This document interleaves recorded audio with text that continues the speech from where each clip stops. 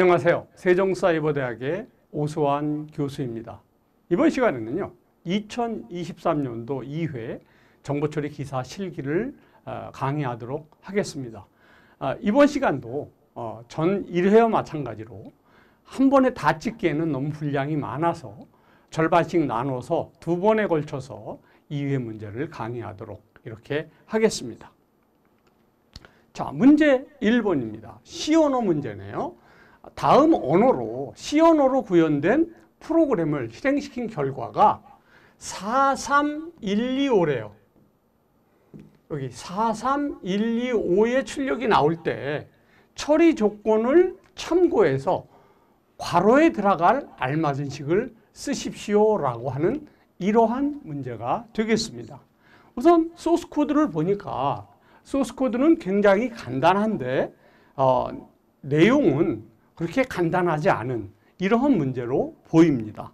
우선 먼저 include studio h하고 main 함수 쓰고요. 그 다음에 배열을 한번 먼저 보죠. 그럼 배열을 우리가 한번 생각해 보면 n이라고 하는 배열이죠. n이라고 하는 배열에 0번 방에 5가 들어갔고, 그 다음에 1번 방에 4가 들어갔고, 2번 방에 3이 들어갔고, 그 다음에 3번 방에 2가 들어갔고, 4번 방에 1이 들어가 있는데 찍을 때는 4, 3, 2, 1, 5를 찍어달라고 하면서 이 가로를 메꾸라고 하는 이러한 이야기입니다. 여기 어떻게 메꾸지? 여러분들 고민이 되실 텐데 밑에 보면 가로식에 사용할 문자를 다음으로 제한한다 이런 처리 조건이 있어요. 이럴 때 주로 들어갈 수 있는 거는 나누기나 나머지 이런 것들이 들어갈 수 있어요. 그러니까 그런 것들을 먼저 한번 생각해 보시고 그냥 한번 찍어 보신다고 생각해 보세요. 여기 n의 i를 찍는다라고 하면 어떻게 돼요? 그냥 5, 4, 3, 2, 0번 방에 5, 1번 방에 4, 3번 방에 두 번째 방에 3, 세 번째 방에 2, 네 번째 방에 1 이렇게 찍으니까 얘가 맞지를 않잖아요. 그러니까 얘는 나눠서 나머지를 구해서 찍는 방법을 한번 우리가 생각해 보면 얘가 5로 나눠서 5는 5로 나눠서 목이 1이고 나머지가 0이 되면 그때 찍으면 되니까 나머지를 쓰면 좋겠구나. 요 나머지의 이 내용을 쓰면 좋겠구나 라고 생각할 수 있으면 이 문제는 거의 푸신 이런 문제라고 생각이 듭니다. 자, 풀이 한번 보도록 하죠. 자, 우선 먼저 배열에 이렇게 들어갔어요. 그리고 나서 for i 0에서 5보다 작을 때까지 일씩 증가하라. 그리고 여기 처음에 i가 0 들어오니까 0 더하기 1은 i가 0일 때 이 값은 1이 나오겠지요. 그럼 1을 5로 나눠서 나머지를 구하는 거예요. 그러면 자, 1을 갖다가 5로 나누면 0하고 나머지 1 나올 거 아니겠습니까? 이렇게. 그러니까 나머지 1일 때 찍으면 뭐가 찍혀요? 첫 번째 방인.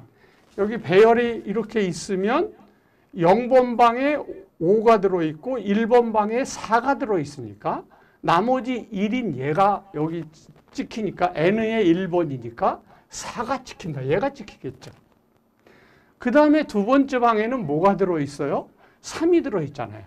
그러면 얘도 마찬가지로 5를 2로 나누면 나머지가 2가 될 테니까 2가 될 테니까 3이 찍히겠죠. 그 다음에 3일 때 나머지가 3이니까 세 번째 방인 얘가 찍히겠죠. 그러니까 2가 찍힌다는 거죠. 그 다음에 4일 때 어때요? 나머지가 4이니까 네 번째 방인 1이 찍히겠죠. 그 다음에 다섯 번째는 어때요? 5를 5로 나누면 나머지가 0 되는 거 아니겠어요? 그러니까 5가 찍힌다. 그래서 4, 3, 2, 1, 5가 인쇄가 되는 이러한 내용이 되겠습니다. 그래서 여기 보시면 배열이 이렇게 잡혀 있고 얘를 나머지를 이용해서 이렇게 출력하는 이러한 내용이라 이 문제는 강의를 들을 때는 뭐 별거 아니지만 이렇게 생각을 유추하기에는 조금 난해한 문제가 아니었을까, 좀 생각을 좀 많이 해야 되는 문제가 아니었을까. 그러나 이렇게 우리가 좀 많이 연습을 하고 가면 또 이런 문제도 우리가 풀 수 있으니까 여러분들이 자신감을 가지고 연습을 하시면 좋을 것 같습니다. 자, 그리고 정답을 확인해 보면 어떻습니까? 이렇게 나머지를 이용해서 찍는 이러한 내용이고, 또 이런 문제를 풀 때의 방법은 대부분 경험해 보면 이런 문제는 이렇게 나머지나 나누기 이런 것들이 주로 들어가는 거니까 그런 걸 먼저 머리에 염두에 두시고 그 다음에 이렇게 풀어보시면 아마 좀 좀 막막한 게 조금은 해결이 되지 않을까, 이런 생각이 듭니다. 다음 문제 보죠. 다음 C 언어로 구현된 프로그램과 처리 조건을 참조해서 괄호 1에서 4에 들어갈 알맞은 식을 쓰시오 그랬습니다. 얘는 조금 문제가 있는 이런 문제인데 어쨌든 조금 논란이 있었던 문제로 보여집니다. 그러나 뭐 논란이 있든 없든 우리는 답을 써야 되니까 한번 같이 살펴보도록 하겠습니다. 또 1에서 4에 들어갈 식은 이렇게 문자와 산술식 이런 것들로 제한한다고, 이렇게 제한된 문자를 여기 이런 제한을 뒀기 때문에 그런 문제가 조금 수그러들 수는 있겠네요. 자, 우선 한번 확인해 보도록 하겠습니다. 우선 메인 함수에서 m이 4620입니다. 4620인데 여기에 1000원짜리의 개수가 하면 얘를 1000으로 나누면 되지 않겠어요? 정수니까 4620을 1000으로 나눈다. 그러면 정수와 정수의 연산은 정수가 나올 테니까 4가 되겠죠. 이렇게. 그러니까 뭐 1번 답을 쓰는 데는 크게 문제가 없을 것 같아요. 자, 뭐 풀이를 보면서 같이 한번 해보죠. 자, 4620을 갖다 m을 1000으로 나눴어요. 1000으로 나눴더니 어떻게 돼요? 4가 나오겠죠. 자, m을 선언하고 4620을 초기화한다. m을 1000으로 해서 4로 초기화가 된다. 4가 만들어진다, 이런 얘기죠. 그 다음에 1000으로 나누고 난 다음에, 자, 1000으로 나눈 다음에 500원짜리를 해야 되니까 500원으로 나누면 되겠죠. 그러면 얘가 4620을 1000으로 나눠서 그럼 나누면 620이 나올 거 아니겠습니까? 그러면 620을 가지고 500으로 나누니까 나머지가 1이 나오고 500원짜리 하나 하고 그 다음에 또 이야기가 되겠죠.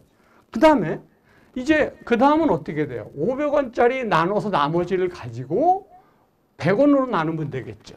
그러니까 여기 4620에서 500으로 나누면 나머지가 120이고 이 120을 가지고 100으로 나누면 1이 되겠죠. 이렇게.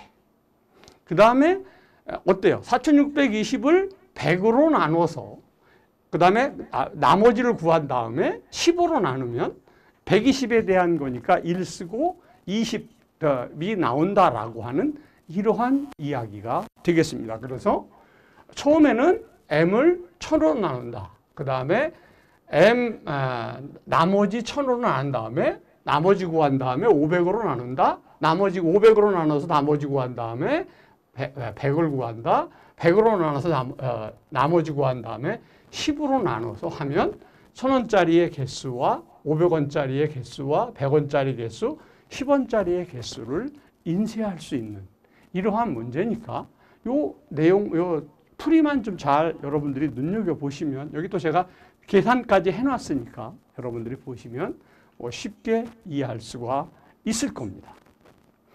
그래서 얘는 어때요? 1번 답은 m을 1000으로 나누고 2번 답은 1000으로 나눠서 나머지 구한 다음에 500으로 나누고 500으로 나눠서 나머지 구한 다음에 100으로 나누고 100으로 나눠서 나머지 구한 다음에 10으로 나누면 나머지를 구할 수 있는 이러한 문제입니다. 사실은 이거 왜 문제가 됐었냐면 꼭 이렇게 안 해도 다른 방법으로도 얼마든지 나머지를 구할 수 있는 방법이기 때문에 조금 문제가 됐었다라고 했는데, 어쨌든 가장 간략하게 할 수 있는 방법은 이 방법이니까 이 방법으로 여러분들이 문제를 풀어보시면 좋을 것 같습니다. 다음 보시죠. 다음 시언어로 구현된 프로그램을 분석하여 홍길동, 김철수, 박영희를 차례로 입력했을 때 그 실행 결과를 쓰시오. 단 출력문의 출력 서식을 준수하시오 그랬습니다. 자, 이런 시언어도 이 함수를 썼기 때문에 우선 메인 함수부터 보는 거죠. 그리고 나서 캐릭터 지금 아스테리스크 해놓고 N1 getName 했어요. 그럼 getName으로 가야 될 거 아니겠어요? 그러면 getName으로 가면 여기 이제 이름을 프린트 이름 입력해서 guess하고 guess로 입력을 받는 거 아니겠어요? 그러면 얘가 지금 포인터이기 때문에 N1의 포인터를 우리가 예를 들어서 1000번지라고 가정을 해보죠. 그럼 거기에 홍길동이가 이렇게 들어갈 거 아닙니까? 홍길동이 들어갔어요. 그리고 나서 guessName하고 N2 하면 다시 guessName 가면 그 다음 홍길동이는 지워지고 1000번지에 누가 들어가요? 김철수가 들어가겠죠. 이렇게. 이것도 1000번지라고요. 그 다음에 다시 getName N3 해서 가면 1000번지에 뭐가 들어가요? 박영희가 들어가겠죠. 이렇게. 이렇게 박영희가 들어간다. 얘도 1000번지예요. 그러면 얘네들을 찍어봐야 1000번지, 1000번지, 1000번지를 찍는 거니까 전부 뭐만 찍어요? 얘만 찍겠죠. 얘네들은 다 없어졌어요. 그러니까 박영희가 찍히는 이러한 문제다라고 하는 이러한 내용입니다. 자, 보시죠. 여기 N의 1000번지에 홍길동이가 들어있어요. 얘는 뭐예요? 주소값들이죠. 4바이트니까 4바이트씩 늘어나면 되겠고요. 전부 중요한 거는 1000번지라고 하는 사실이에요. 그러니까 최종 기억된 박영희가 3번 찍힐 수밖에 없는 이러한 내용이다라는 이러한 사실입니다. 그래서 얘 보시면 어때요? 박영희가 찍히는 이러한 문제니까 얘는 뭐 좀 포인터에 대해서 주소값에 대한 것만 조금 이해가 되면 뭐 어렵지 않게 풀 수 있는 이러한 문제가 아닐까 이런 생각을 하는데 어떤지 모르겠습니다. 자, 다음으로 넘어가도록 하죠. 다음 학생 테이블에서 98160221 한국산 3 경영학개론 05012341234인 데이터를 삽입하고자 한다. 처리 조건을 참조하여 적합한 SQL문을 써라 라고 하는 거예요. 그러면 우선 학생 테이블의 내용은 여러분들이 한번 봐주시고요. 처리 조건은 최소한의 코드로 작성될 수 있도록 SQL문을 구성한다. 마지막 명령은 세미콜론 생략 가능하다. 인용 부호가 있는 경우 작은 따옴표를 쓴다. 뭐 이런 내용이었어요. 그렇다면 데이터를 삽입한다 하면 여러분이 머릿속에 떠오르는 명령이 있어야 되겠죠. insert into라고 하는 것을 여러분들이 기억하셔야 되는 거죠. 그래서 insert into하고 데이터를 테이블 이름하고 데이터를 집어넣으면 되니까 한번 보죠. 자, insert into 학생 테이블의 value. 그 나머진 이건 시험 문제에 나왔던 내용이니까 이 첫 번째 필드부터 순서대로 데이터를 삽입할 수 있는 이러한 내용이 되겠다. 얘는 학생 테이블에 삽입해라. 이러한 내용을 삽입해라. 이런 내용이니까 얘는 insert into라고 하는 것 그리고 values를 쓴다라고 하는 것만 여러분들이 알면 뭐 어렵지 않게 풀 수 있는 이러한 문제고요. 이건 필기 때도 여러 번 공부한 내용들이기 때문에 이건 어렵지 않을 거라고 생각을 합니다.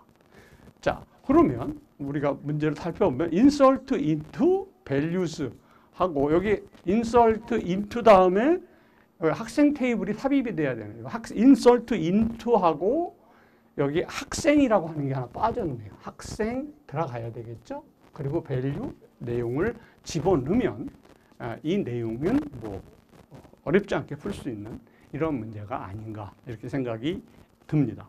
다음 문제 보시죠. 시언어로 구현된 프로그램을 분석하여 그 실행 결과를 쓰시오. 단 출력문의 출력 서식을 준수해달라고 하는 이러한 내용이 되겠습니다. 우선 먼저 소스 코드를 분석을 해보도록 하지요. 자, 스튜디오 H의 메인입니다. N이라고 하는 배열에 0번 방에 73이 들어갔고 1번 방에 95가 들어갔고 2번 방에 82가 들어갔는데 0번 방부터 3보다 적을 때까지 일식 증가하면서 썸은 썸 플러스 ni니까 이거 전부 도해야 되죠. 이거 전부 도해요. 그래서 그 전부 도한 이 썸 값을 가지고 30으로 나눠서 이 나눈 나머지 값에 해당하는 값으로 가면 되겠죠. 자, 계산은 여기 뒤에 해놨으니까 같이 한번 보시죠. 자, 이렇게 배열이 잡혔어요. 그리고 나서 이걸 다 더했더니 250이 나왔어요.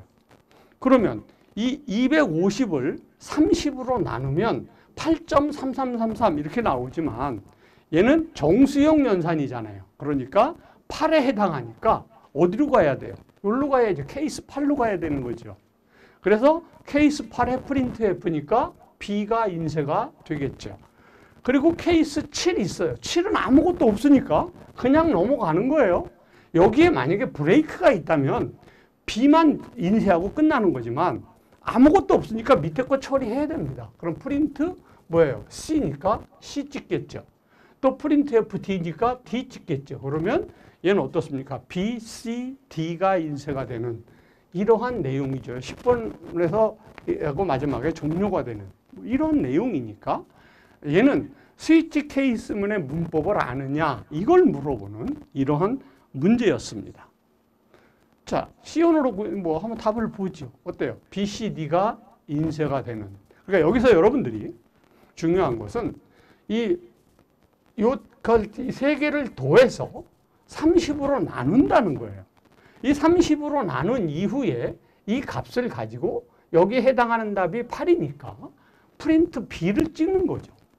그리고 나서 밑으로 내려간다는 거예요. 이렇게. 여기에 만약에 브레이크가 있거나 컨티뉴가 있거나 뭐 이런 얘기가 달라지지만 아무것도 없을 때는 그냥 모르는지 밑으로 내려가는 거죠. 그러니까 B 찍고 C 찍고 D를 찍는 이러한 내용이 되겠다라고 하는 이러한 문제니까 여러분들 잘 보시면 좋을 것 같습니다. 다음 먼저 보시도록 하죠.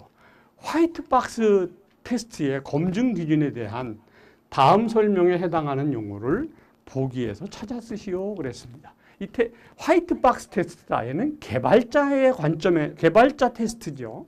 그 다음에 블랙박스는 어때요? 사용자의 테스트다라고 여러분들에게 제가 강의를 했었는데 기억을 하시는지 모르겠어요. 자, 우선 먼저 테스트 케이스를 소스 코드의 조건문에 포함된 개별 조건식의 결과가 true인 경우와 false인 경우가 한 번 이상 수행하도록 설계한다. 보기에는 문장 커버리지, 분기 커버리지, 조건 커버리지, 분기 조건 커버리지 어느 것이 이 내용이 맞겠느냐라고 하는 이런 용어를 물어보는 이러한 문제입니다. 자, 우선 테스트 기법에 따른 분류를 보면 화이트박스 테스트라고 하는 것은 각 응용 프로그램의 내부 구조의 동작을 검사하는 소프트웨어 테스트죠. 그래서 제가 내부 구조이기 때문에 개발자가 볼 수 있어요 라고 하는 거예요. 또 구문 커버리지라고 하는 것은 명령문을 적어도 한 번 이상 수행하는 거죠. 결정 커버리지는 결정 포인트 내에 전체 조건식이 적어도 한 번은 참과 거짓의 결과를 수행해야 합니다. 또 조건 커버리지라고 하는 것은 결정 포인트, 빨간색으로 표시한 거 잘 보세요. 각 개별 조건식이 적어도 한 번은 참과 거짓의 결과를 수행해야 된다라고 하는 이러한 문제였거든요. 자, 한번 보시죠. 여기 테스트 케이스의 조건물 개별 조건식의 결과가 true냐 false냐 이렇게 물어봤던 문제니까 얘가 조건 커버리지가 정답이 되겠구나라고 하는 거예요. 나머지는 조건 결정 커버리지, 조건 전체 조건의 식뿐만 아니라 개별 조건식까지 따져보는 이런 문제고요. 변경 조건은 개별 조건식이 다른 개별의 영향을 받지 않고 전체 조건식에 독립적으로 영향을 주도록 하는 이러한 커버리지입니다. 그 다음에 다중조건, 기본 경로, 제어 흐름 테스트, 데이터 흐름 테스트가 있으니까 여러분들이 이 자료를 참조해서 화이트박스 테스트에 대한 종류들을 한번 확인해 보시면 좋을 것 같습니다. 자, 그러니까 얘는 어때요? 조건 커버리지가 정답인 이러한 문제니까 여러분들 잘 기억해 주시기를 부탁을 드리도록 하겠습니다. 다음 문제 보시죠. 시언어로 구현된 프로그램을 분석하여 그 실행 결과를 쓰시오. 단, 출력문의 출력 서식을 준수하시오 그랬습니다. 제 개인적인 생각은 이런 문제는 좀 안 냈으면 좋겠어요. 이게 뭐 왜 그러냐면 한번 같이 써서 보지요. 메인 함수에서 C는 0이다. for int i는 1에서 2023보다 적거나 같을 때까지 1에서 2023까지예요. 근데 i를 4로 나눠서 나머지가 0일 때 하나씩 증가한다. 그리고 C를 찍는다 이거거든요. 그러면 1에서 23까지 4로 나눠서 나머지가 0이라는 것은 4의 배수라고 하는 거예요.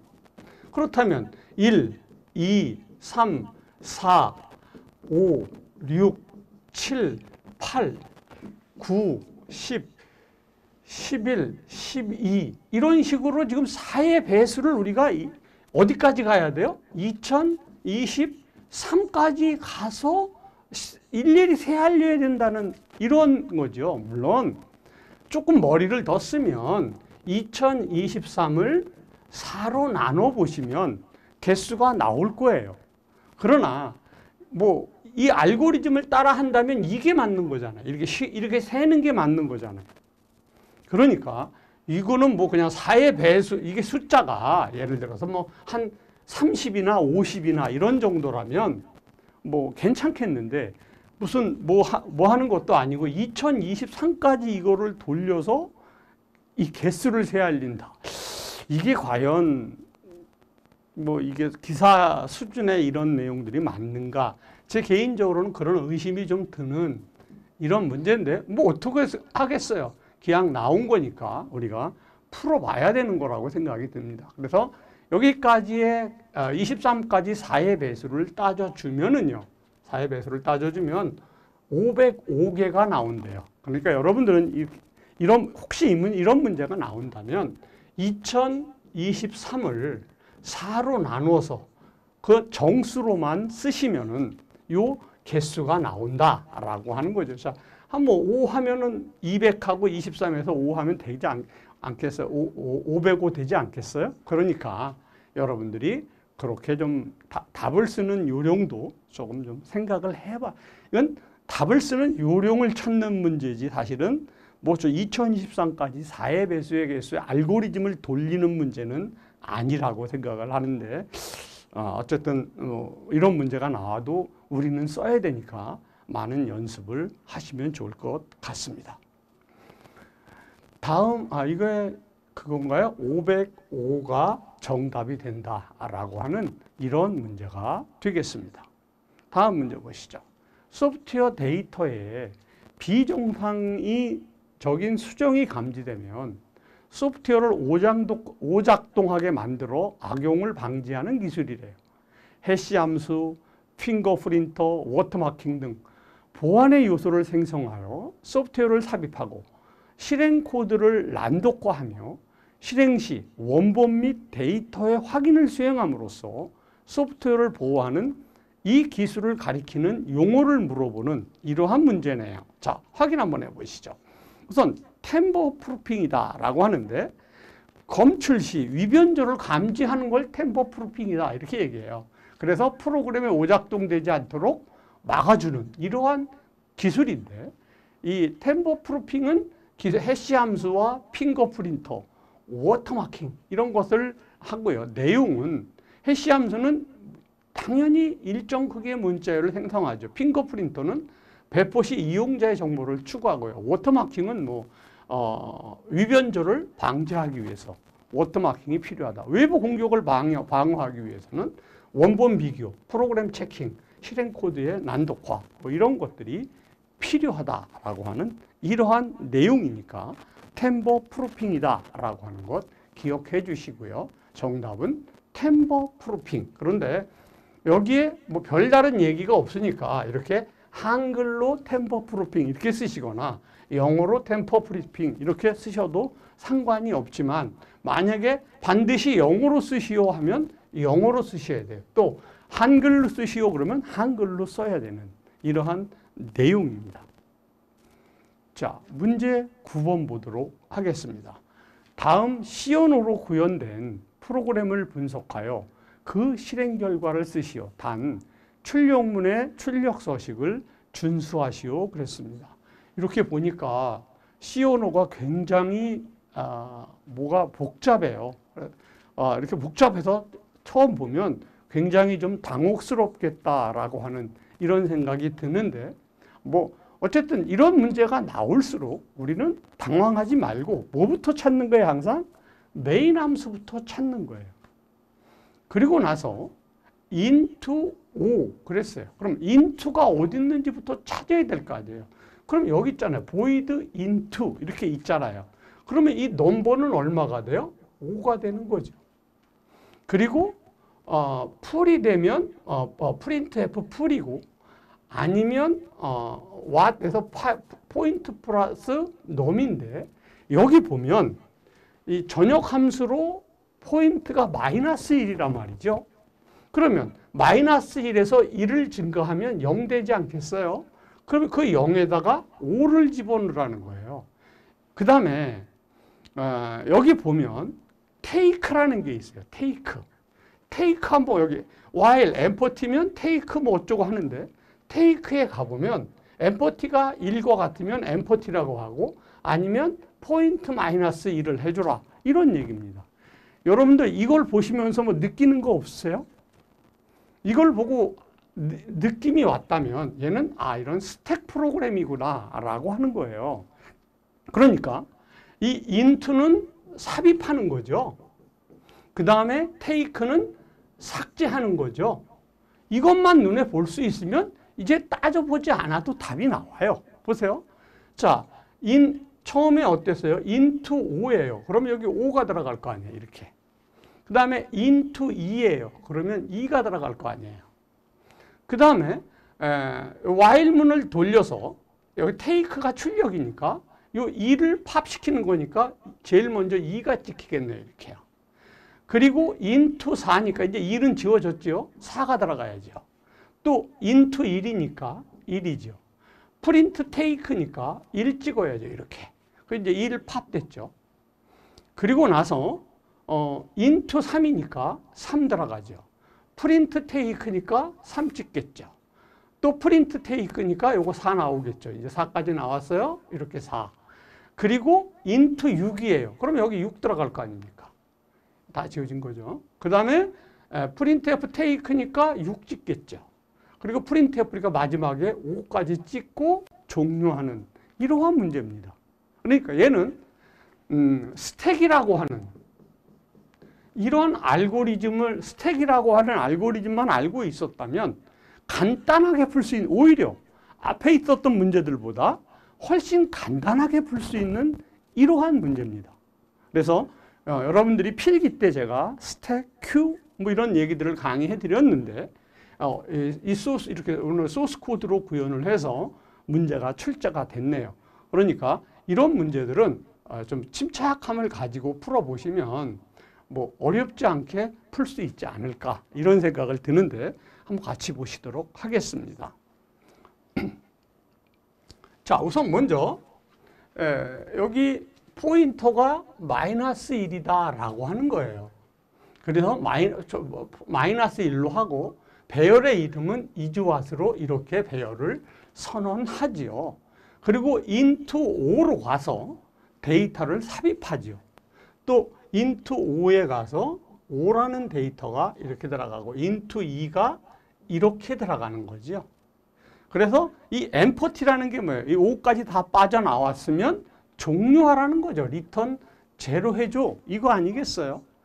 그리고 나서 print take 하니까 얘 2가 이렇게 팝되는 거죠. 2가 팝돼요.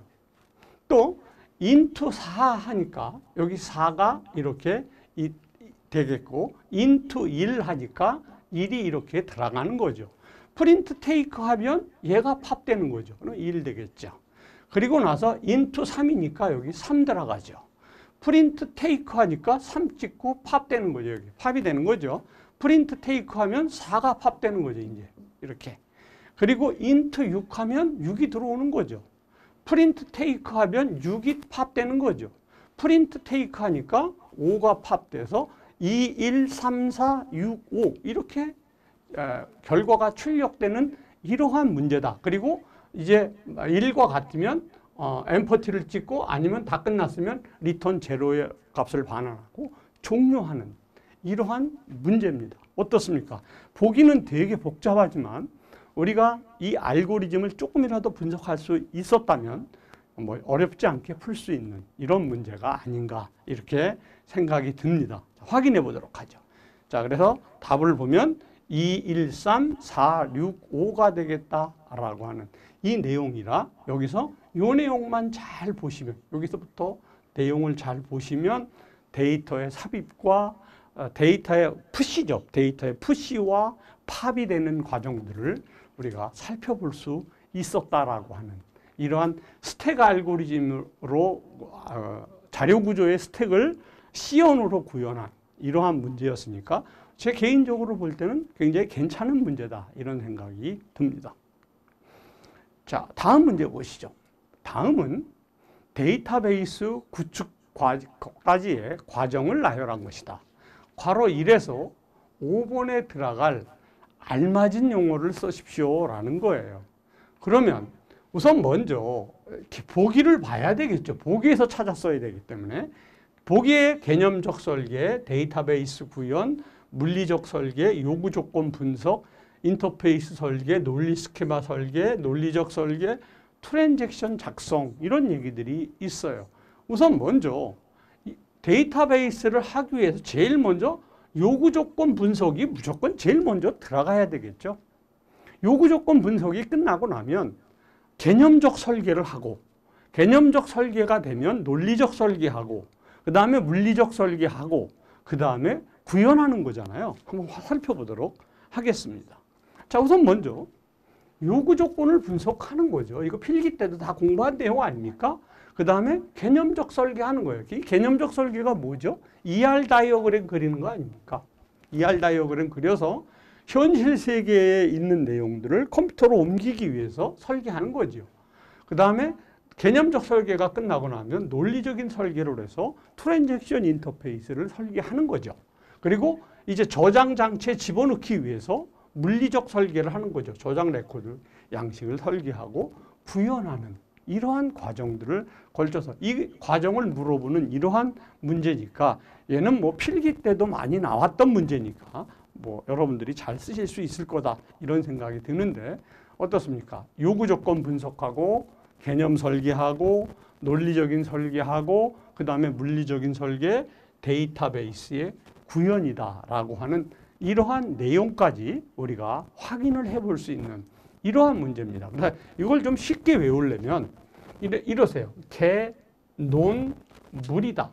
개논물이다라고 하는 거하고 무조건 어떤 것을 구축하려면 분석을 잘 해야 되지 않겠어요? 분석을 잘 하고 난 이후에 설계는 그 설계가 개념적 설계 아니겠습니까? 그래서 개논물이다. 이렇게 여러분들이 암기하시고 그 다음에 마지막으로 구현한다. 라고 하는 것까지 보시면 뭐 이 내용이야말로 정말 우리가 어렵지 않게 쓸 수 있는 이런 내용이 아닐까 싶은데 뭐 여러분들은 어떠신지 모르겠습니다. 이렇게 해서 10번까지 우리가 문제를 풀어 보았습니다. 자, 이것으로서 이번 시간 강의를 마치도록 하겠습니다. 감사합니다.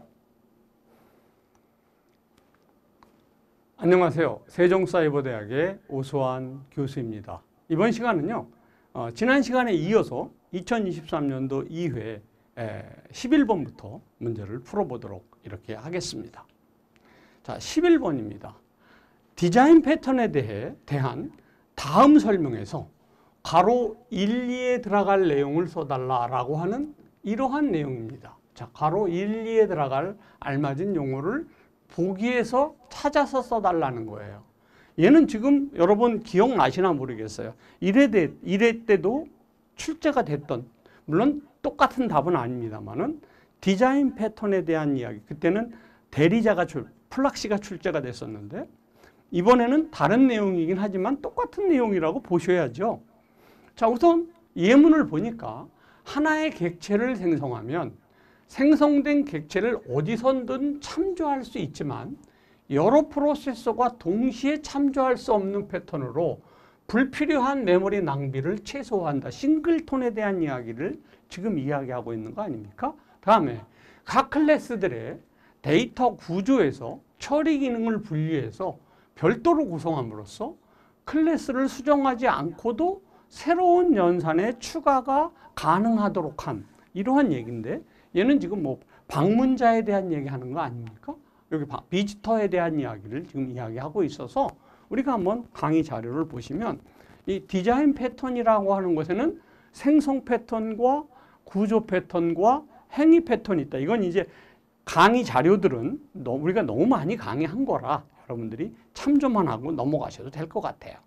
그래서 생성 패턴에는 5개가 있어요 라고 하는데 싱글톤은 이번에 문제가 나온 거니까 한번 확인은 해봐요. 빨간색으로 된 것만 한번 같이 확인해 보도록 하죠. 싱글톤이라고 하는 게 뭐예요? 지정한 클래스의 인스턴스가 반드시 하나만 존재하도록 하는 패턴이잖아요. 여러 개의 프로세서가 동시에 참조하면 어때요? 메모리 낭비가 있을 수 있으니까 그 메모리의 낭비를 최소화할 수 있는 이러한 패턴, 이걸 우리가 뭐라고 그래요? 싱글톤이다 이렇게 이야기하는 거라 잘 기억해 주셔야죠. 싱글톤 이렇습니다. 그 다음에 추상 팩토리, 빌더, 뭐 프로토타입이 있다라고 하는 이런 거고요. 그 다음에 구조 패턴에는 7개가 있는데 어댑터, 브릿지, 컴포지트, 데코레이터, 퍼사드, 플라이웨이트, 플럭시가 지난번에 이 플럭시가 답이었던 내용이 나왔었죠. 플럭시가 있었고 행위 패턴에는 11개가 있는데 템플릿 메소드, 인터프리터, 그 다음에 이더레이터, 커맨드, 그 다음에 책임 연쇄, 상태, 그 다음에 전략, 중재자, 메멘토, 그 다음에 비지터, 방문자라고 하는 거잖아요. 각 클래스들의 데이터 구조에서 처리 기능을 분리해서 별도로 구성함으로써 클래스를 수정하지 않고, 이게 중요한 얘기죠. 클래스를 수정하지 않고도 새로운 연산에 추가가 가능한 패턴. 이거를 우리가 뭐라고 그래요? 방문자다. 이렇게 이야기하는 거 아니겠습니까? 그 다음에 옵저버다라고 하는 건데, 뭐, 여러분들이 참조만 해 주시기를 부탁을 드리고요. 왜냐하면 우리가 필기 또 1회 실기 이런 데서 계속해서 우리가 디자인 패턴에 대한 강의를 했는데 뭐 시간도 그렇고 여러분들도 자꾸 들으면 또 짜증 나실 수도 있으니까 이렇게 간단하게 참조만 하시고 넘어가도록 하겠습니다. 자, 그렇다면 정답을 확인해 보면 뭐 예상대로 싱글톤과 방문자다라고 하는 이렇게 예문이 있었기 때문에 이 예문을 보고 답을 쓰시면 되니까 이 내용만 아셨다고 한다면 어렵지 않게 풀 수 있는 문제가 아닐까 이렇게 생각을 합니다. 다음 문제 보시죠. 자, 우선 다음 설명 괄호 1에서 5까지 들어갈 용어를 보기에서 찾아 쓰시오라고 하는 이러한 문제입니다. 우선 먼저 보니까 전송 오류의 발생에는 감쇄, 지연, 왜곡, 잡음 등 다양한 원인이 있을 수 있죠. 이러한 오류를 검출하고 수정하는 것으로 알려진 대표적인 코드가 뭐냐라고 하는 이러한 이야기입니다. 여기 보기에 보니까 NAK, CRC, FEC, BCD, 페리티, 해밍 코드, MD5, BC 이렇게 얘기했는데 이 FEC라는 게 전진 에러 방식이죠. BEC라는 게 후진 에러 수정 방식이고 페리티 비트는 뭐 홀짝 비트 얘기하는 거고 해밍 코드는 에러를 검출해내는 것뿐만 아니라 교정까지 할 수 있는 이러한 코드다라는 거예요. 이런 해밍 코드들은 자체적으로 에러를 수정하고 교정할 수 있기 때문에 전진 에러 수정 방식이다. 이런 얘기고 ARQ와 같이 주는 사람의 내용을 받아서 확인해보고 되돌아가는 이러한 것을 우리가 후진 에러 수정 방식이다 이렇게 얘기하고, NAK는 부정하는 응답이다 라고 하는 이런 거죠. 그래서 뭐 BCD 코드는 뭐 BCD 8421 코드, 이거 BCD 코드다 이렇게 얘기하고, CRC 코드는 순환 잉여 검사를 할 수 있는 이런 코드 방식이다 라고 하는 이런 내용들에 대한 기초 지식이 좀 있어야 이 문제를 풀 수 있는 이러한 이야기가 되겠습니다. 그래서 우선 해밍 코드에 대한 이야기가 여기 줄을 이루는 내용들이라, 해밍 코드가 어떤 코드인지라고 하는 것을 같이 한번 먼저 보고 그 다음에 강의 교환을 한번 살펴보도록 하겠습니다. 이 해밍 코드라고 하는 것은 잠깐 얘기했습니다만 전진 에러 수정 방식을 쓰는 방식이며, 에러를 교정까지 할 수 있는, 이게 특이한 거죠. 자체적으로 에러를 수정할 수 있어요. 수정할 수 있는 이러한 코드인데, 한번 예를 들어서 직접 해밍 코드를 구현해 보도록 하겠습니다. 자, 우선 1101이다. 이런 이진수가 있다. 얘를 짝수 페리티를 이용해서 데이터를 한번 전송해 봐라 라는 거예요. 그렇다면 이 짝수 페리티, 이 해밍 코드를 구현하기 위해서는 2의 지수승을 먼저 생각해야 돼요. 2의 지수승은 2의 0승자리, 2의 1승자리, 2의 자승자리, 2의 3승자리 이렇게 구현을 해야 생각을 해야 되는데, 얘는 1이고 2고 4고 8이고 이렇게 되지 않겠습니까? 그래서 1, 2, 4, 8이다 라고 하는 얘를 먼저 우선 기억을 해 주시고요. 자, 그러면 아까 제가 뭐라고 그랬죠? 1101이라고 했나요? 1101이라고 하는 것을 가지고 해밍 코드로 한번 전송을 해보도록 이렇게 하겠습니다. 우선 먼저 2의 0승자리를 하나 이렇게 표시해 주세요. 여기는 2의 0, 그 다음에 2의 자승자리 여기입니다. 그 다음에 2의 3승자리 한번 해보죠. 그리고 나서 이 데이터가 여기는 한 자리고 두 자리고 네 자리 돼야 되지 않겠어요? 그러니까 두 자리 채우려면 1 돼야 되고 네 자리 채우려면 101 돼야 되겠죠. 이렇게. 그러면 얘를 아까 짝수로 우리가 검사해 보자 라고 하는 거예요. 짝수로 검사해 보려면 하나 건너 하나씩 검사하는 거예요. 이렇게. 하나 건너 하나씩 이렇게. 그러면 1의 개수가 짝수가 들어가야 되니까 여기 뭐가 들어와요? 여기 지금 1의 개수가 3개니까 1이 들어가야 되겠죠. 이렇게. 이해되시죠? 그 다음에 여기 두 번째 자리는 이렇게 2개씩 묶어요. 이렇게 2개씩 묶어서 하나 건너가야 되니까 이렇게 되는 거죠. 그러면 1의 개수가 짝수니까 여기는 뭐가 돼요? 0이 들어와야지. 이렇게. 그 다음에 여기 4개짜리는 요 4개짜리 하나로 보시면 되죠. 이렇게. 4개짜리 하나로 보시면 어때요? 여기 짝수니까 0이 들어온다고요. 그럼 어떻게 전송이 되겠어요? 1, 0, 1, 0, 1, 0, 1이 전송된다라는 거예요. 그래서 여기 1의 자리와 그 다음에 2의 자리, 그 다음에 4의 자리, 1, 2, 3, 4의 자리. 요 자리를 이렇게 해야 되는데 이렇게 쓰면 여러분이 보기 나쁠까 봐 제가 이렇게 따로 띄어서 이렇게 검사를 전송을 시킬까, 이렇게 요 수가 전송이 된다라고 하는 이러한 내용이 되겠습니다. 자, 처음 들으시는 분들도 있어서 다시 한번 해보도록 하죠. 자, 이번에는 1011이라고 한번 해보겠습니다. 얘를 홀수로 한번 전송해보자 라는 거예요. 홀수 페리티로. 그러면 똑같이 페리티 비트가 들어갈 자리를 이렇게 체크해 주시고요. 0, 여기 0이 아니죠? 1이죠, 1. 여기에 1을 써주고 0, 1, 1 이렇게 돼야 되겠죠. 그러면 이렇게 하나씩 건너가야 돼. 얘 띄고 하나 건너가야죠. 얘 띄고 하나 건너가고 얘 띄고 하나 건너가서 짝수여야 되니까, 이게 짝수니까 여기 홀수가 돼야 되려면 여기 1이 들어가는 거죠. 이렇게. 그 다음엔 2개씩 묶어야죠. 이렇게 2개씩. 요 건너가고 요거 2개예요. 여기는 홀수가 됐으니까 여기 0 들어가야죠. 그 다음에 여기는 4개 하나로 묶어서 보니까 여기 짝수니까 여기 1 들어가야 되니까 어떤 게 전송돼요? 1, 0, 1, 1, 0, 1, 1이 전송이 된다라고 하는 거고, 이 자리가 페리티 비트 자리죠. 이 자리가. 이게 회리티 비트 자리를 이렇게 지금 이제 동그라미로 표시해서 여러분들이 이해하기 좋게끔 이렇게 했습니다.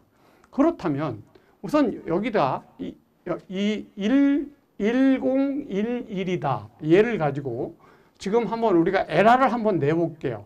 여기가 1이잖아요. 1을 0으로 한번 고쳐볼게요. 그러면 여기 1이었고 0, 1이었고 그 다음에 1, 0, 여기 1이었었죠. 그 다음에 1, 1이에요. 근데 얘를 0으로 한번 고쳐볼게요. 이렇게 0으로요. 0으로 고쳐보면 자 우선 하나 건너 하나씩 해보죠. 하나 건너서 하나 또 건너서 하나 또 건너서 하나 이렇게 하니까 1의 개수가 짝 홀수여야 되는데 1의 개수가 어때요? 여기 하나 건너뛰고 요거 하나죠. 이렇게 짝수에다가 내 건너뛰고 하나 또 건너뛰고 홀수니까 2의 0승자리는 문제가 없어요. 그런데 2의 1승자리 한번 볼게요. 2의 1승자리는 두 개씩 봐야 되잖아. 두 개인데 여기 지금 요거 두 개로 묶었고 요거 두 개는 건너가야 되고 요거 두 개잖아요. 근데 이거 짝수가 나왔어요. 그러면 어딘가에 에러가 있다는 거 아니겠어요? 그러면 너 에러가 있어. 이렇게 체크를 하는 거예요. 그 다음에 2의 자승자리 보죠. 요 네 개 보면 되는데 2의 자승자리도 1의 개수가 짝수 아닙니까? 그러니까 너도 문제가 좀 있어. 이렇게 되는 거예요. 그러면 2의 1승자리가 얼마예요? 2잖아요. 2의 자승자리가 4잖아요. 그럼 이걸 더하면 6이잖아요. 여섯 번째 자리가 에러가 났다는 거예요. 그러면 하나, 둘, 셋, 넷, 다섯, 여섯 번째 너가 에러야. 0, 너 1로 고쳐. 이렇게 되는 거예요. 이렇게 해서 자가수정을 하는 거예요. 자가수정을 해서 얼마든지 할 수 있다. 그래서 얘는 뒤로 돌아가는 게 없어요. 앞으로 진행만 하면서 에러를 수정하는 이러한 방식이기 때문에 이러한 방식을 우리가 전진 에러 수정 방식이다. 이 전진 에러 수정이라고 하는 것을 설명하기 위해서 회리티 비트를 이렇게 복잡하게 지금 설명을 했는데 이 화면이 좀 너무 지저분하기는 하네요. 하여튼 여러분들이 강의를 좀 잘 기억하시고 보시면 이제 문제를 푸시는데 이제 조금 도움이 되실 겁니다. 그럼 이 후진 에러 방식은 어떤 거냐라는 거예요. 후진 에러 방식은 ARQ 방식인데 여기가 A가 있다, B가 있다 이렇게 되면 A가 이렇게 신호를 보내면 이 B가 받아서 좋아. ACK는 긍정응답이에요. ACK 신호를 보내주면 A는 다시 전송을 해요. 이렇게. 그리고 나서 이번엔 얘가 NA 부정응답을 했어요. NAK 신호를 보내면 얘를 멈추거라 이러거든요. 스톱 앤 웨이트 방식으로 하면 되돌아가요. 이렇게. 되돌아가서 NAK가 있는 데부터 그 다음까지를 모두 다 실행해버려요. 한 번에. 했던 걸 또 다시 후진한다고요. 이런 걸 후진 에러 수정 방식이다. 이렇게 얘기하는 거예요.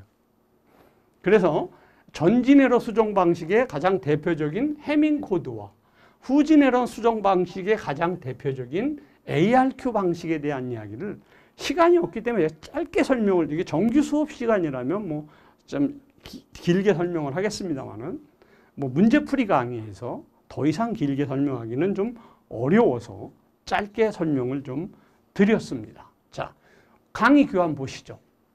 우선 전송 오류의 전진의 에러 방식이다라는 것은 FEC예요. 포드 에러 컬렉션이다 라고 하는데 그 다음에 재전송의 요구 없이 수신 측에서 스스로 오류를 아까 스스로 오류 검출하는 해밍 코드를 제가 설명을 드렸잖아요. 스스로 한다 라고 하는 거예요.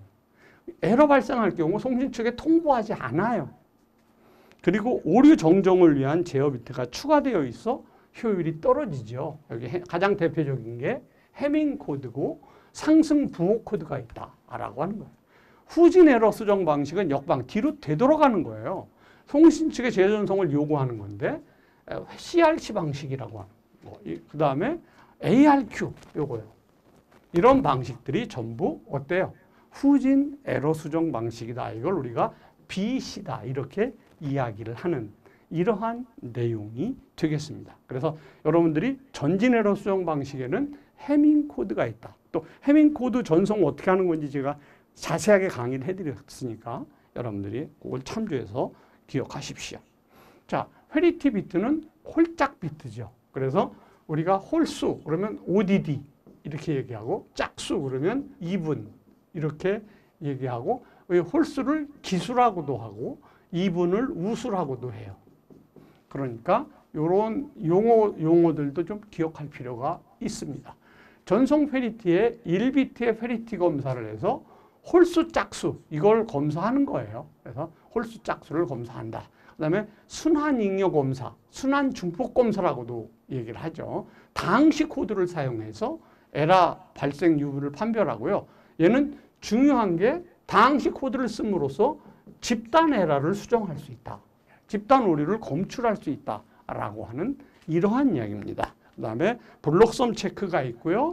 그 다음에 해밍 코드 설명 자세히 드렸던 자기정정 부호 코드다.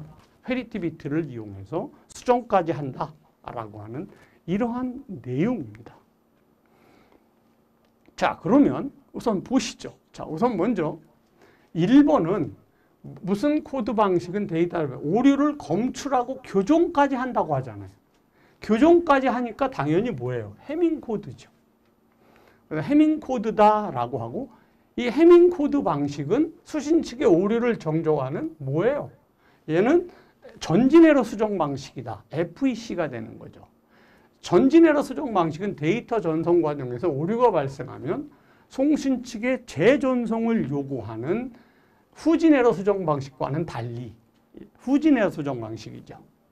그리고 재전송, 연속적인 데이터 전송이 가능하다라고 하는 이런 얘기입니다. 그다음에 후진 에러 수정 방식에는 뭐예요? CRC 검사, 그 다음에 페리티 검사, 그 다음에 CRC 등을 통해 오류를 검출하고 페리티와 CRC, ARQ로 오류를 제어한다라고 하는 이러한 이야기라 해밍 코드, FEC, 전진 에러 수정, 후진 에러 수정, 페리티, CRC라고 하는 이러한 얘기입니다. 그래서 CRC는 다항식 코드를 사용했다라고 하는 거고요. 그리고 뭐 나머지들은 아마 여러분 집단 오류를 검출한다. 뭐 요런 정도가 이 CRC의 핵심이 되겠다라고 하는 이런 얘기라 얘는 해밍 코드와 후진 에러 수정 방식. 그러면 이 페리티 비트는 자동으로 해결이 됐고요. CRC는 순환 잉여 검사다. 순환 중복 검사다. 집단 오류를 검출할 때 쓴다라고 하는 이러한 이야기고 그다음 다항식 코드를 쓴다라고 하는 것까지 우리가 좀 자세히 여러분들이 좀 보시면은 좋을 것 같습니다. 다음 문제 보시죠.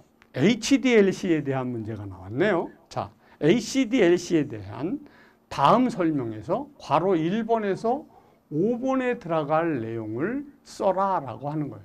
HDLC라고 하는 것은 이렇게 되어 있잖아요. 여기 뭐가 있어요? 플래그가 있죠. 양쪽에. 그리고 여기 뭐가 있어요? 주소부가 있죠. 그 다음에 제어부가 있고요.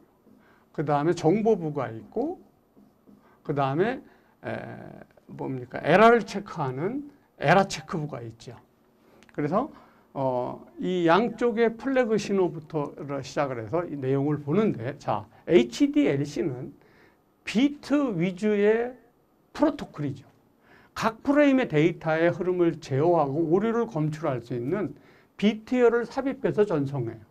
포인트 투 포인트 및 멀티 포인트, 루프 등 다양한 데이터 링크 형태의 동일한 적용이 가능합니다. HDLC는 헤더, 텍스트, 트레일러로 구분되는데 헤더는 다시 플래그, 주소부, 제어부, 정보부 이런 제어부에는 프레임의 종류를 식별하기 위해서 첫 번째, 두 번째 프레임이 있는데 I 프레임, S 프레임 뭐 이런 얘기가 나오는데 강의 자료 보시면서 아시죠? 자, HDLC에는 이렇게 플래그가 있어요. 양쪽 끝에. 그 다음에 주소부가 있어요. 그 다음에 제어부가 있고 정보부가 있고 에러 체크부가 있어요. FCS가 에러 체크입니다. 이 플래그라고 하는 것은 동기를 나타내, 시작과 끝을 나타내는 거예요. 그런데 어떻게 나타내냐? 0, 1, 1, 1, 1, 8자리 맞춰서 나타냅니다. 그래서 이걸 플래그 신호다 이렇게 얘기하고요. 주소부는 송신이냐 수신이냐, 송신국과 수신국을 식별하기 위해서 사용을 하는데, 불특정 다수에게 브로드캐스트, 방송할 때는 전부 1로 표시합니다. 그 다음에 시스템에 의해 임의로 수신국이 지정되는 시험용일 때는 전부 0으로 표시합니다. 다음에 제어부는 I플레임, S플레임, U플레임으로 나눠지는데, I플레임을 우리가 정보부다 이렇게 얘기하고, S플레임을 감독이다 이렇게 얘기하고, U플레임을 비번호 플레임이다 이렇게 이야기를 합니다. 여기 I플레임, S플레임, U플레임이다. 요거 잘 기억을 해 두셔야 됩니다. 제어부가 0으로 시작하는 플레임으로 사용자 데이터를 전달하는 이런 걸 정보 프레임이다 이렇게 이야기하고, 10으로 시작하면 감독 프레임이 되고, 11로 시작하면 어때요? U 프레임이다 라고 하는 이런 얘기니까 이 내용은 여러분들이 잘 보셔야 됩니다. 정보부는 뭐냐면 우리가 안녕하세요라는 데이터를 전송할 때 그 안녕하세요가 들어가는 이 내용이 정보부입니다. 그래서 정보부까지. 그 다음에 FCS는 에러를 체크해 주는 거예요. 프레임 내용에 대한 오류 검출을 위해서 CRC 코드를 이용해서 에러를 검출하는 이러한 방법이 되겠습니다. 자, 그렇다면 우리가 한번 확인해 보면 여기 정보부, 그 다음에 어때요? 감독, 그 다음에 뭐 비번호 플레임 이렇게 나오고요. 그 다음에 여기 4번에 보면 여기 비번호 플레임에서 설정할 수 있는 동작 모드에 표준 응답 모드가 있고 비동기 균형 모드가 있어요. 비동기 균형 모드, 그 다음에 비동기 응답 모드가 있다라고 하는 이러한 이야기인데, 이 비동기 균형 모드와 비동기 응답 모드에 대한 이야기가 여기 어디 나올 텐데요. 여기 있네요. 표준형 응답이 반이중 통신을 하는 포인트 투 포인트 또는 멀티 포인트의 비동기 균형 모드는 포인트 투 포인트의 균형 링크가 있을 때 사용되며 혼합국의 허가 없이 언제나 전송할 수 있다라고 하면서 이야기가 하고 있고요. 그 다음에 비동기 응답 모드라고 하는 것. 비동기 응답 모드, 전이중 통신을 하는 포인트 투 포인트에서 불균형 링크 구성에 사용되며 종국은 주국의 허가 없이도 송신이 가능하지만 링크 설정이나 오류 복구 등의 제어 기능은 주국만 가능하다. 뭐 이런 내용이니까 이것은 문답으로 여러분들이 좀 잘 보시고, 이 가장 핵심은 이 HDLC의 구성을 여러분들이 얼만큼 이해할 수 있느냐라고 하는 이런 문제니까 여러분들이 잘, HDLC는 굉장히 중요한 내용이니까 잘 기억을 하셔야 되는 이러한 문제라고 생각이 됩니다. 참, 자바로 구현된 프로그램을 분석하여 그 실행 결과를 쓰시오. 단 출력문의 출력 서식을 준수해달라고 하는 이러한 자바 문제입니다. 소스 코드를 보죠. 자, static void main string argument 했고요. string하고 str1에 프로그래밍이 들어갔네요. 그 다음에 str2에는 프로그래밍 또 들어갔어요. 그러니까 str1이라는 변수에는 프로그래밍이 들어있고 str2에도 프로그래밍이 들어있어요. str3에는 new string programming 이렇게 됐어요. 얘는 뭐예요? 하나의 인스턴스, 객체 아닙니까? 객체. 그러니까 이 str3라고 하는 변수는 객체 변수라고요. 객체라고요. 그러니까 얘하고 같을 수는 없어요. 그러니까 얘는 주소의 개념을 가져야 돼요. 그러면 시스템 아웃 str1과 str2가 같으냐? 여기 프로그래밍 같잖아요. 그러니까 얘는 true가 나오는 거죠. 그러면 str1과 str3가 같으냐? 얘는 객체니까 다르죠. false가 나와요. 그 다음에 여기 equals라고 하는 내용이 나오는데 이 equals라고 하는 것은 그 안에 들어있는 내용만 따지는 거예요. 절대 뭘 따지는 게 아니라. 그러니까 이 안에 내용은 똑같이 프로그래밍이니까 다 true 나와야죠. 그러니까 요 equals를 아나 모르나 이걸 지금 물어보는 이러한 문제니까 여러분들 이 문제를 통해서 이 내용을 기억하시면 좋을 것 같아요. 그래서 프로그래밍으로 다 만들어서 어때요? false와 true가 된다라고 하는 이러한 이게 된다라고 하는 거예요. true를 4번에서 여기서 true가 나온다라는 거고 5번에서는 false가 나온다는 거예요. 여기 false가 나오는 이유는 이 STR3가 다른 주소를 쓰고 객체이기 때문에 다른 주소를 쓰고 있기 때문에 그렇다. 그 다음에 뭐 equals라고 하는 것은 내용을 가지고 하니까 true로 나온다라고 하는 이러한 내용이니까 뭐 강의 잘 참조하시고 보시면 어때요? true, false, true, true가 나온다라고 하는 이러한 내용의 문제가 되겠습니다. 다음 문제 보시죠. 다음 보기에 나열된 암호화 알고리즘에서 대칭키 알고리즘과 비대칭키 암호화 알고리즘을 구분해 주세요. 자, 우선 필기 때도 여러 번 강의했던 것 같은데요. 이 대칭키다라는 거예요. 이 대칭키라는 말은 암호화 키와 복호화 키가 같다는 거예요. 그래서 대칭이라는 거예요. 그러면 얘는 공개하면 큰일 나잖아요. 그러니까 비밀키 시스템을 쓰는 거예요. 가장 대표적인 게 뭐가 있어요? DES가 있다라는 거죠. 그 다음에 비대칭 키는 뭐예요? 비대칭 키라고 하는 것은 암호화 알고리즘과 복호화 알고리즘이 다른 거예요. 그래서 비대칭이에요. 그래서 얘는 공개할 수 있어요. 공개 키예요. 가장 대표적인 게 뭐가 있어요? RSA가 있다라고 하는 이러한 이야기가 되겠습니다. 그래서 대칭키 알고리즘 하면 가장 대표적인 게 뭐예요? RSA 일단 쓰셔야죠. 비대칭키의 가장 대표적인 건 뭐예요? 이게 반대죠. 여기 비대칭키다라고 하면 RSA가 되는 거죠. 여기가. 대칭키다 그러면 DES가 된다라고 하는 이러한 내용들을 먼저 골라보시고요. 보시죠. 우선 대칭키와 비대칭키에 대한 설명. 그러니까 대칭키라고 하는 것은 암호화 키와 복호화 키가 같아요 라는 거잖아요. 얘는 구현이 용이하죠. 같기 때문에 하나만 구현하면 되잖아요. 연산이 빠를 수밖에 없지요. 단점이라고 하는 건 어때요? 얘는 강한 보안을 위해서 키를 주기적으로 교환해 줘야 되는 거고요. 무결성 자원이 부분적으로만 가능하다라고 하는 이러한 내용이에요. 이건 참조만 좀 해주시고요. 그 다음에 블록 방식의 암호 방식이 있는데 기밀성이 있는 정보를 정해진 블록 단위로 암호하는 대칭키 암호화 시스템이다라고 해서 SID, HIJT, ARIA, LEA, DES, AES가 있다라고 하는 이러한 거고, 스트림 암호 방식이라고 하는 것은 이진화 평문 스트림을 이진키 스트림의 베타적인 exclusive OR, XOR로 암호문을 생성하는 이러한 방식으로 RC4부터 시작해서 이런 내용들이 들어있다라고 하는 빨간색 글씨들을 여러분들이 좀 잘 봐주시고요. 비대칭 키는 어때요? 암호화 키와 복호화 키가 다르다는 거죠.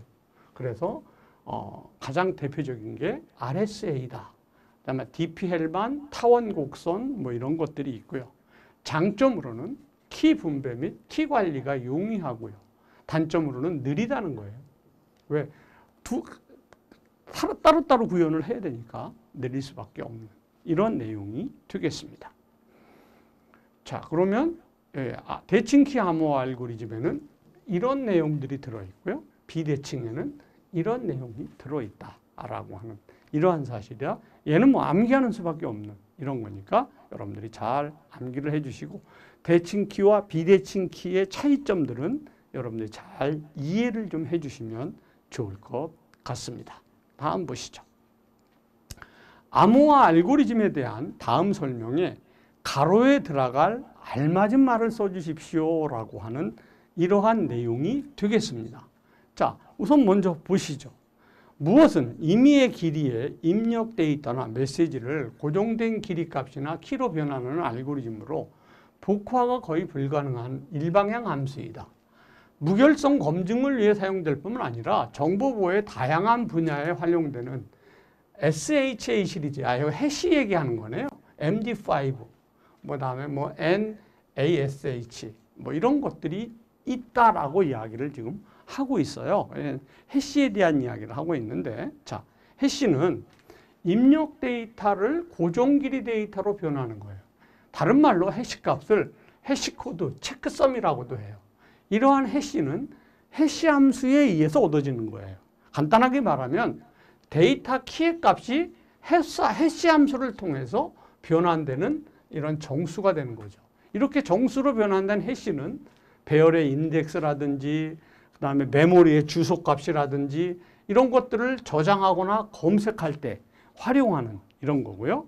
해시 함수의 종류에는 MD, SHA 이런 것들이 있다. NHASH가 있다라고 하는 이런 내용들이니까 얘는 좀 봐주셔야 되겠죠. 그런 내용으로 얘는 정답이 뭐겠어요? 당연히 해시가 되겠다라고 해서 한글로 해시 이렇게 쓰시든가 아니면 영어로 해시 이렇게 써주시면 되는. 여기 또 얘기지만 영어로 쓰셔야 하면 반드시 영어로 써야 되는 이러한 문제다라고 하는 이런 내용입니다. 다음 보죠. 다음 처리 조건에 부합하는 SQL문이 완성되도록 괄호에 적합한 옵션을 써달라라고 하는 거예요. 그러면 학생 뷰를 제거해달래요. 뷰를 참조하는 모든 데이터도 연쇄적으로 이거 캐스케이드를 아나 이거 물어보는 거네요. 정답은 캐스케이드가 돼야 되는 거죠. 리스트닉과 캐스케이드가 있는데 캐스케이드는 그냥 모든 걸 다 지워라 이럴 때 쓰는 거 아니겠어요? 자, 뷰에 삭제할 때 리스트닉과 캐스케이드가 있지요. 그래서 리스트는 그것은 참조하고 있다면 삭제가 안 되는 거예요. 그러나 캐스케이드를 쓰게 되면 참조하는 제약 조건까지 다 삭제하는 이런 거가 돼서 캐스케이드를 물어보는 이러한 내용이니까 정답은 캐스케이드가 된다라고 하는 이러한 내용이 되겠습니다. 다음 문제 보시죠. 다음 데이터를 오름차순으로 정렬하는 선택 정렬 알고리즘이에요. 앞에서는 버블 정렬이 나왔었는데 이번에는 선택 정렬이 나왔네요. C 언어 프로그램을 구현한 것이다. 프로그램을 분석하여 가로에 알맞는 연산자를 쓰십시오 라고 하는 거예요. 그런데 여러분들 이 문제 보시면 여기에 가로의 연산자는 다음으로 제한한다 이랬어요. 그러면 이 여기에 들어갈 수 있는 연산자가 뭐 있어요? 이런 거 들어가겠죠. 이런 게 연산자 들어가겠죠.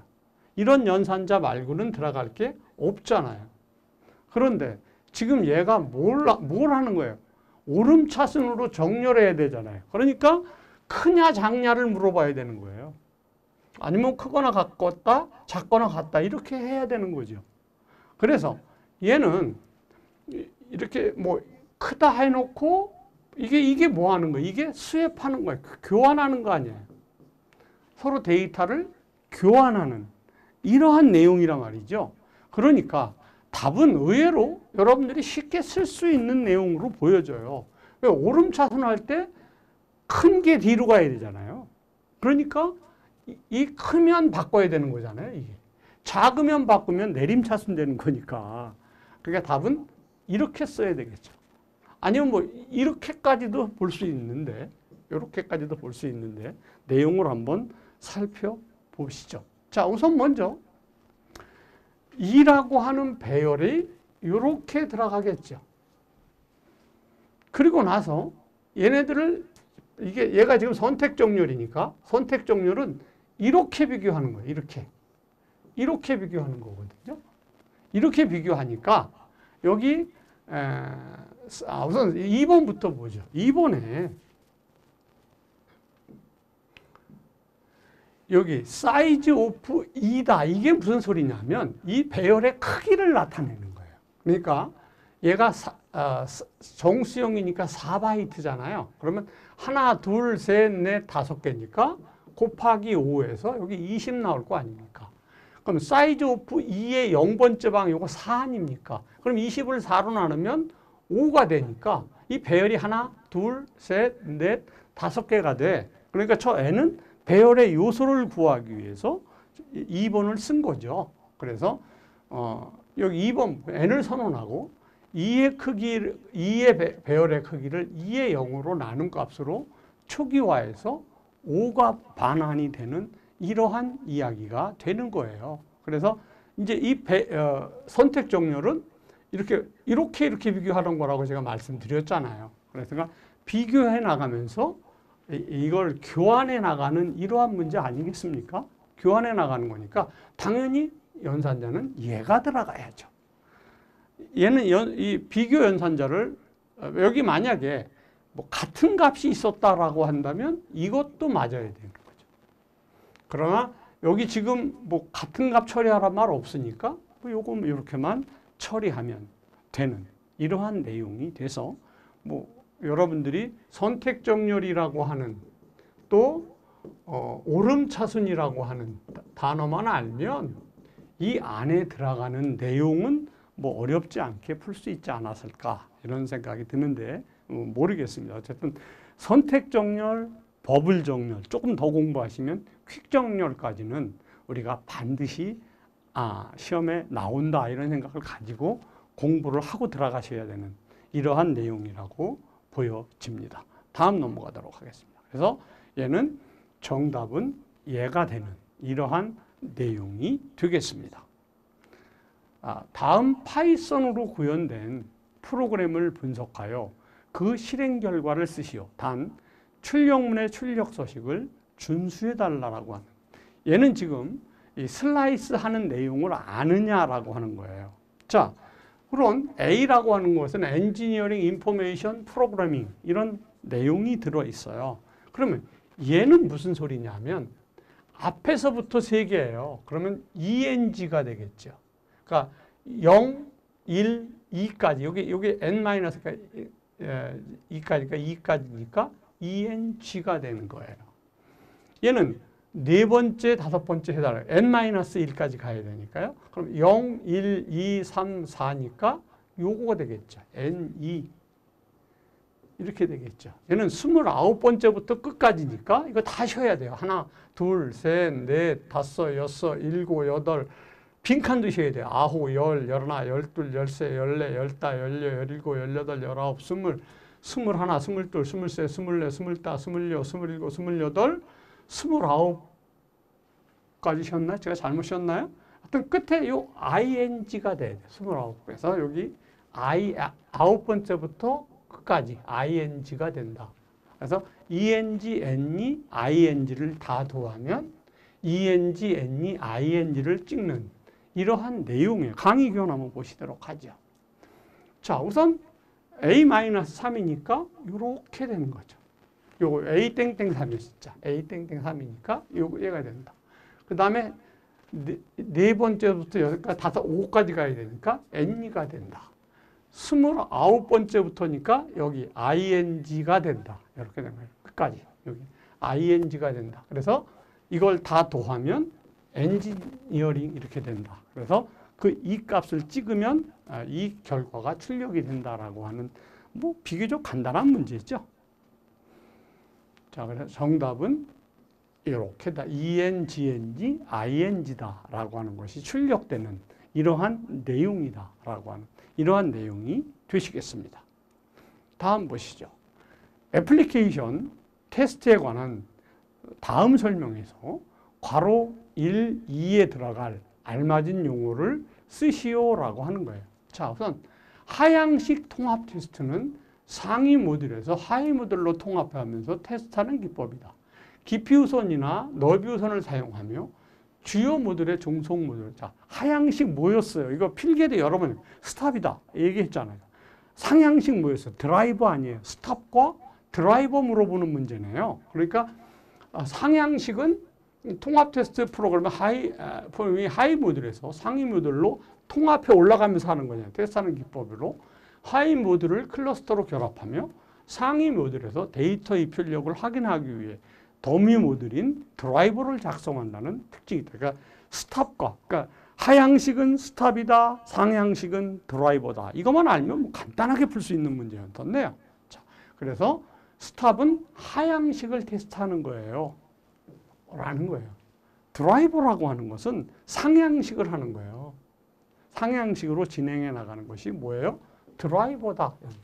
상향식 테스트다. 라고 하는 이러한 내용이니까 나머지 내용들은 여러분들이 이 강의 자료를 한번 잘 보시면 뭐 스탑과 드라이버.